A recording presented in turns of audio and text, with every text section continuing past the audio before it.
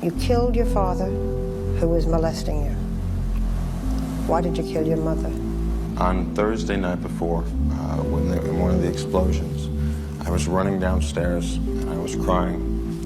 And my mother was on the couch. She had been drinking. And she said, "What's wrong with you?" And I said, "Nothing, nothing. You wouldn't understand." And she said, "Oh, I understand. What do you think, I'm stupid?" And she told me that she knew. That she had known all my life what my father was doing. And it was like I didn't even know who she was anymore. And I just saw Dad and Mom as the same person at that point.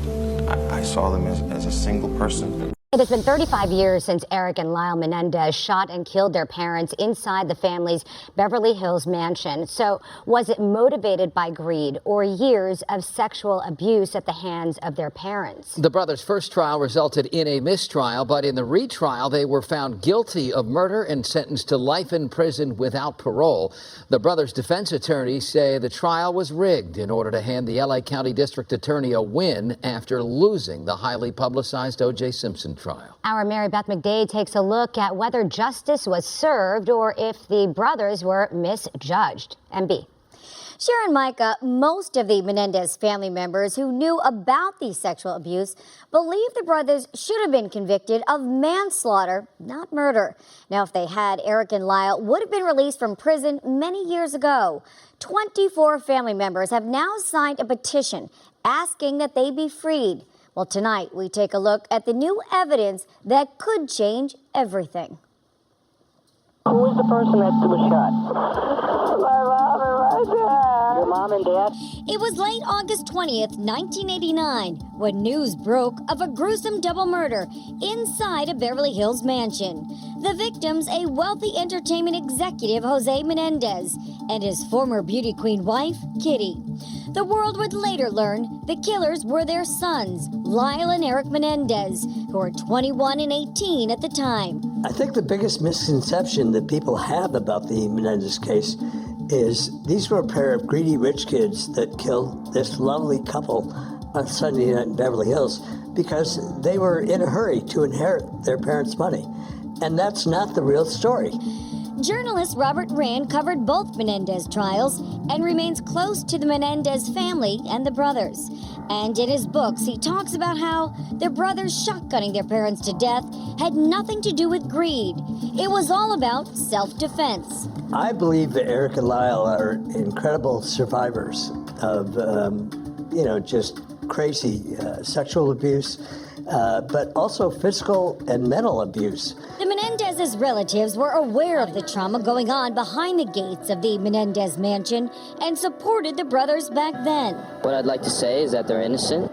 And still do today.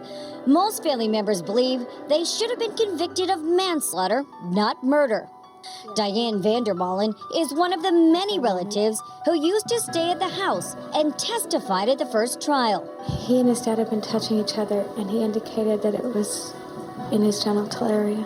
She says when she told Kitty what Lyle had shared, Kitty said he was lying. Eric and Lyle also gave heartbreaking testimony.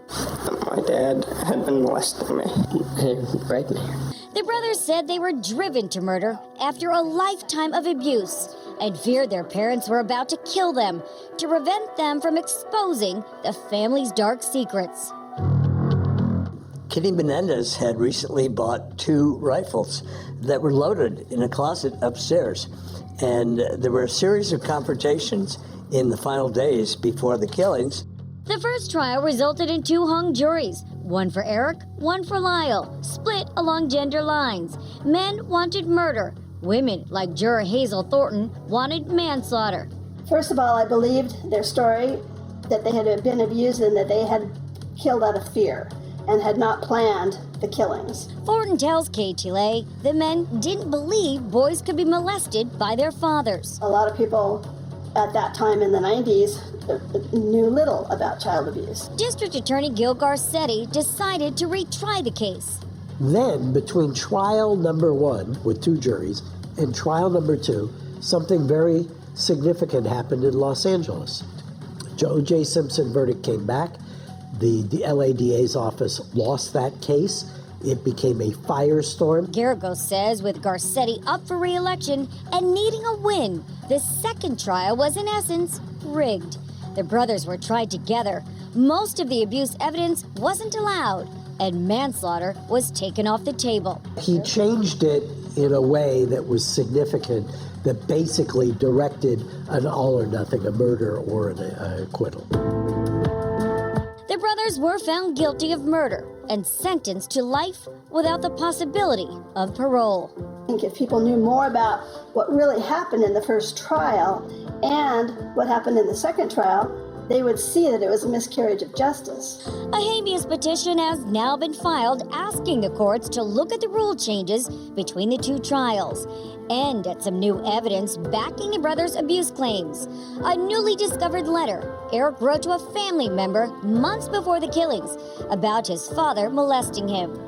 And the claims by a former member of the boy band Menudo that Jose had raped him while Jose was the head of RNC Records. Now the world watches and waits to find out if after 35 years, the brothers may finally be set free. The judge issued a informal order asking the DA to reply, and the DA has been taking this very seriously.